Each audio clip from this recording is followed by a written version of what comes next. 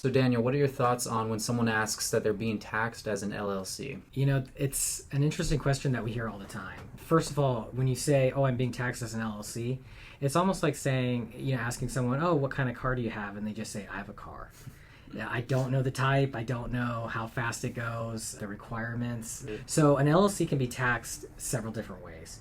And a few things to note is that an LLC can be taxed as a partnership, it can be taxed as a C corp, it can be taxed as an S corp, and it can be taxed as a disregarded entity in your personal tax return. So if somebody doesn't know, there's also what's called default tax statuses. So if someone's like, "Yeah, well, I don't know what my LLC is taxed as," well, if you just got the LLC and you're the sole owner, default tax status is a sole proprietorship. If you and a partner or several partners get an LLC and it's clearly stated that you own it in part with a partner, then default tax status is a partnership. So otherwise, if you wanted to be taxed as a C Corp or an S Corp, you have to actually fill out the proper forms. For a C Corp, that's the 8832 form, and then for an S Corp, it's the 2553 form.